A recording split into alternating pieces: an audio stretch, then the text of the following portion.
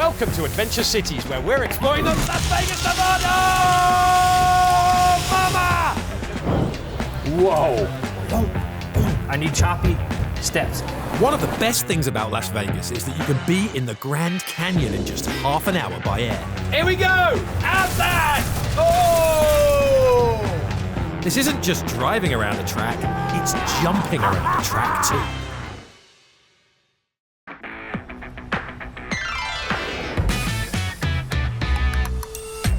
In 1940, Las Vegas was home to just 8,000 people. It's a place that owes its extraordinary growth to a constant willingness to adapt and change. This is a city permanently reinventing itself, and if its new face has a little more adventure to it, then who am I to argue? Adrenaline hits aren't just inside the casinos here, they're sometimes on top of them.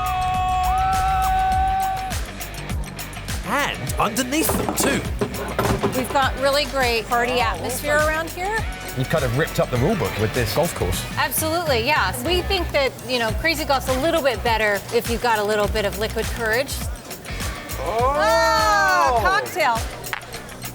To first-time visitors, Vegas can be pure sensory overload. But beneath the rivers of neon lie surprising depths. Las Vegas is a city of big experiences and big excitement.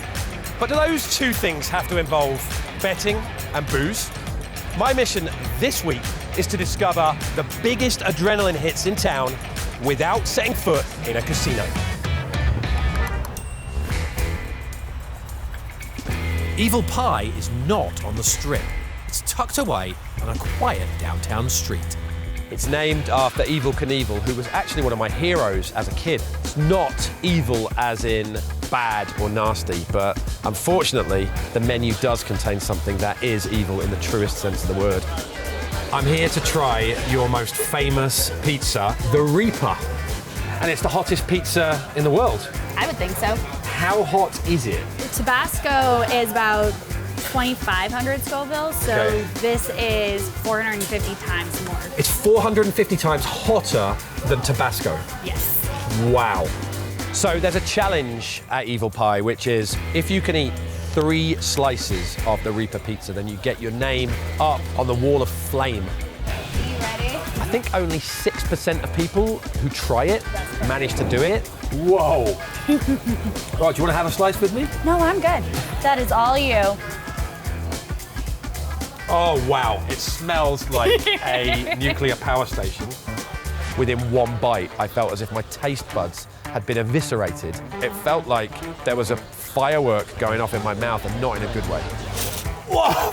Whoa! That is hot. That is hot, hot. Like, I feel I want to hiccup. I am hiccuping.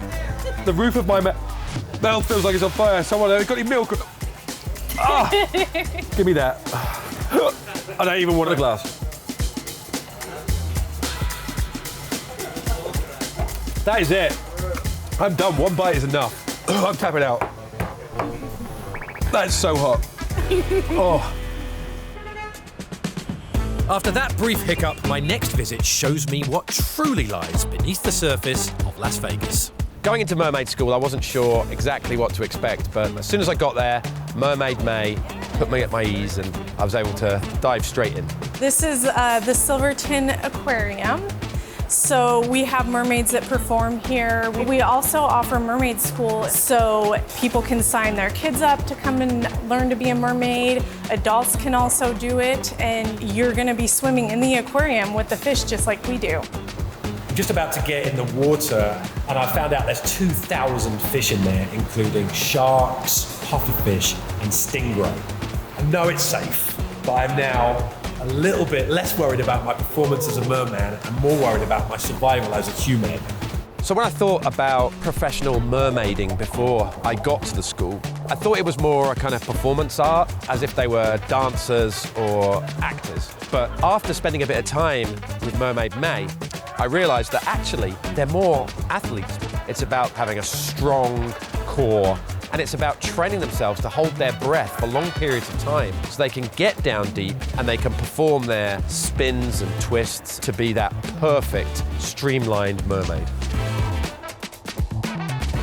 There was nothing perfect or streamlined about my performance, but it was fun tuning into my inner Ariel.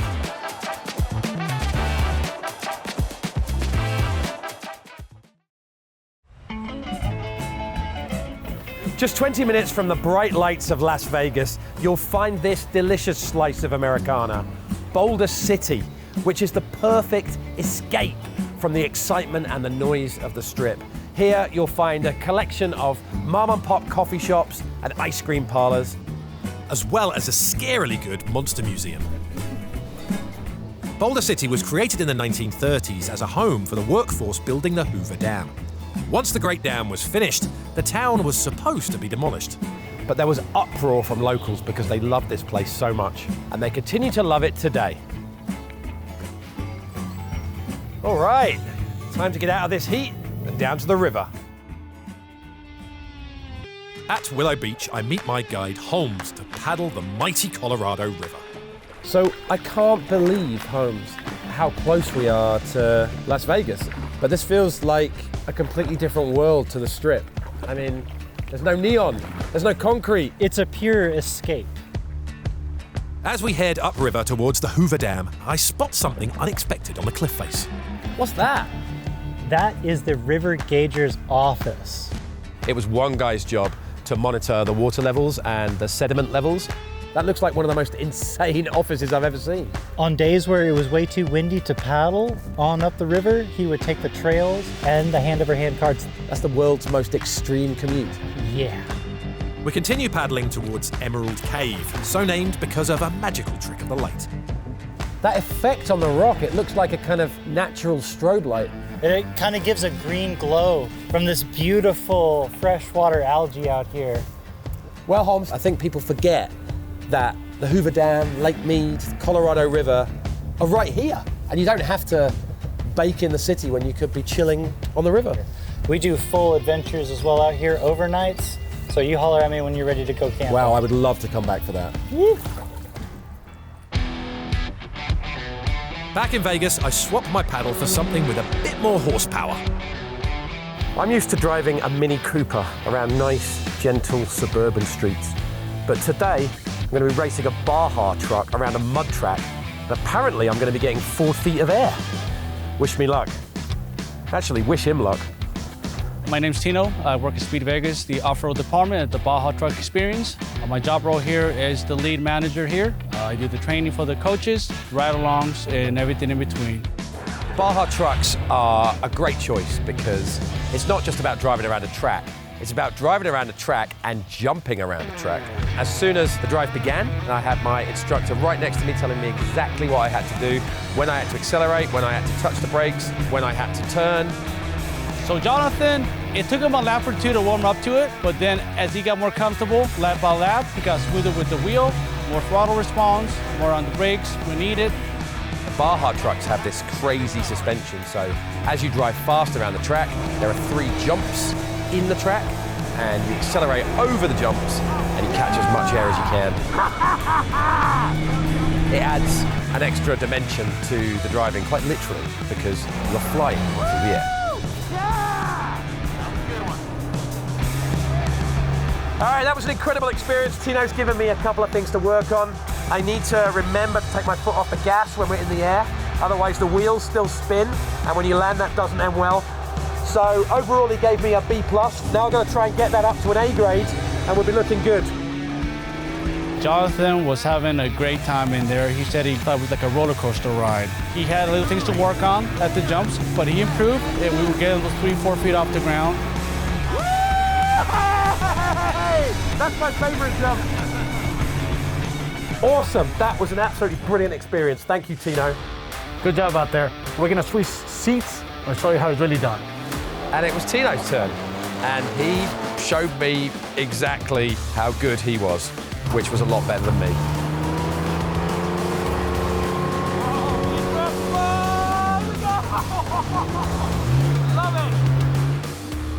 Las Vegas has done a really good job in recent years of taking the enormous desert around it and turning that into part of the attraction. Speed Vegas is a classic example of turning sand into gold. On the outskirts of Las Vegas, this is anger management at its best. Dig This is quite a famous institution in Las Vegas. It essentially allows adults to embrace their inner child. How we doing? I'm Jonathan. Jonathan, I'm Phil. Nice to meet you. This looks like the perfect adult playground. It is the outdoor sandbox right here, adult sandbox. It was actually quite an eye-opener to learn how all the controls work. You've got to work out how to open and close the scoop, work out how to use the arm, how to twist the cab. And then digger dips. Or are they pneumatic press-ups? All right, man, you ready to have some real fun now? Yes, sir. I want you to take that left joystick. We're gonna push it hard to the left. Woo! All right. We start with some light entertainment in heavy machinery. There you go. What do you think? Sure beats using a shovel, right? Yeah, have some of that. I even got quite technical. I was able to pick up a basketball. There you go, man. Look at that. Dump it in a hoop. All right, go on. There it is. Off the rim. Come on. Yeah, look at that. Woo. All right, Jonathan, you ready for this aggression session, man? What's defeated you the most? Something you just want to crush? So what I could do is you write something that really annoys you on the side of a used car that is about to be crushed anyway. I was still really struggling from the fact that I only managed one bite of that Reaper pizza. The Reaper! All right. Yeah, whatever you want, man. Let that aggression take that, out. Reaper! Yeah!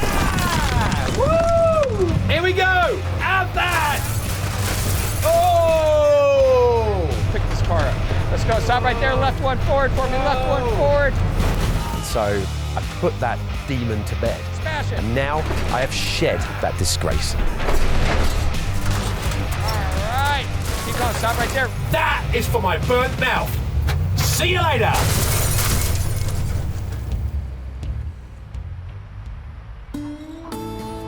A 30-minute flight from the Vegas lights, Grand Canyon West is the easiest access point to one of the region's biggest attractions. As we made our approach, we passed over sprawling Lake Mead and the Hoover Dam, but nothing prepared me for the sheer scale of the Grand Canyon. This is kind of insane. Less than an hour ago, I was in Las Vegas, which is a major, shiny city full of light and noise. And now, after a really short flight, I'm out in the peace and tranquility of one of the 7 natural wonders of the world. I'm lucky enough to meet an elder from the Evel Pie tribe who still own and operate this land. We're on Evel Pie land right now, and Grand Canyon West has become a real destination, especially for people visiting from Las Vegas. But, I mean, your biggest selling point, you don't need gaming when you've got a view like this. Yes, it is the most beautiful place. One thing I have been wondering is, what is the Grand Canyon's real name? We call it Gora, which is grandma, because it is in the heart of the earth. And not only that, because the walls protected you from enemies, the sun, the heat, and protection as far as spiritual reasons. So we would call it Grandmother Earth. The true name was hiding inside all the time, Gran. Yes. Grand Canyon West also boasts the ultimate vantage point to enjoy these epic views. This is one of the most extraordinary viewing bridges in the world, the Skywalk. We're 4,000 feet above the base of the Grand Canyon, and you can see all the way down through the glass. Luckily, so strong that it can hold 70 full Boeing 747s. So doing something like this, no problem at all. And just look at the view.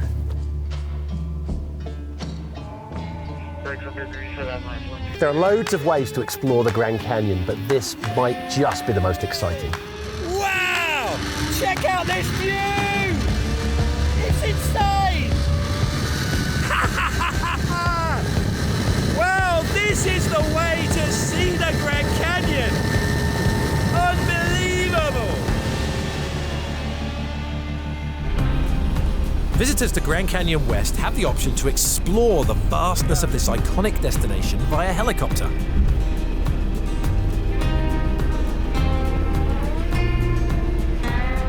It's insane. We're right down in the base of the Grand Canyon and we're coming into land, so we get to experience the base as well as the top so easily and so quickly.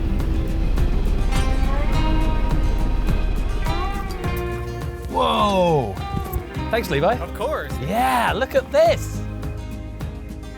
You can start to appreciate the Grand Canyon's sheer enormity from down here.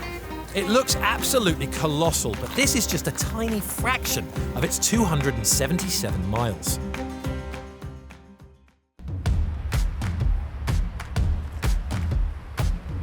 Just driving up to the UFC Performance Institute, you can see it's state-of-the-art. It's very much a world-class facility. And as I entered, I realized that perhaps I'd bitten off more than I could chew, accepting an invitation to train for the day. We are currently upstairs on the second floor in the MMA area, or the technical skill area. That just means where they do the actual kicking, punching, and grappling. Now, our coaches don't do that for UFC athletes. UFC athletes have great fight coaches, right? Whether it be boxing, jiu-jitsu, Muay Thai, etc. So they have great coaches for that. What we do downstairs, what you're gonna get to do a few tests in, will be the strength and conditioning, the sports science, the sports medicine. These are world-class elite fighters in peak physical health. And I'm a middle-aged father in his 40s, so I was obviously out of my depth. Yeah, a pleasure to have you. We're going to be doing some strength and conditioning, I believe, to see if you can make it onto the UFC roster. Gavin made me feel relaxed, and he put me through my paces. We did a lot of tests on my strength and conditioning and on my power. Jonathan did well for a general population clientele. I think he's a way off from fighting in the UFC. But there was one area where I was strong enough to consider a professional career in UFC. Here you go, 206. Ooh, nice. So I've got to get them with the back of my head. Right, so here's the tactics. Run away, smack. So after I'd gone through all the tests with Gavin, we went into the hyperbolic chamber with Roman. And he put me through the worst test of all, which basically involved putting this gas mask on my face, attaching me to a bike, and then making me pedal as fast as I possibly could while struggling to breathe. Exciting news. Okay. You set up minimal number for 3 weight classes. Really? So I'm the worst UFC fighter you've ever seen across 3 classes? Exactly. I was in their database. I was officially last by a long way. We could sign you up, but we've got a bit of work to do first. All right, fair enough. Once I'd been put through my paces in the lab, I moved up to the fighting floor for some hands-on tuition with professional UFC fighter Andre Philly. You watch Alex Pereira, you watch Canelo Alvarez, they don't pivot on the hook. They stomp. So I need you to exaggerate. I need choppy steps. And that way our feet are always underneath our hips are underneath our shoulders, and then we can distribute power through the knuckles, yeah? Andre taught me a little bit about how to throw punches properly and gave me some really good tips, actually. And I really felt that in that session, I improved. I learned how to really jab and cross properly. He was great to hang out with, really lovely guy, considering that he is an elite level fighter who beats people to a pulp for a living. You got 25% better at fighting in the last 10 minutes, man. That was awesome. Thank you so much. Yeah, you hit hard. Yeah, careful with those things, man. I'm exhausted now. Yeah. I tell you, I think it's time I did some recovery. I mean, you're from England, right? So you're used to the cold. How do you do in the cold plunge? I don't know. I think I'm about to find out.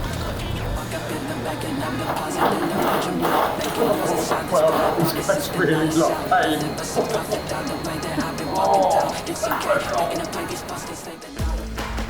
Las Vegas isn't just about the neon and the noise. Spend a week here and you'll find the real jackpots in the unexpected.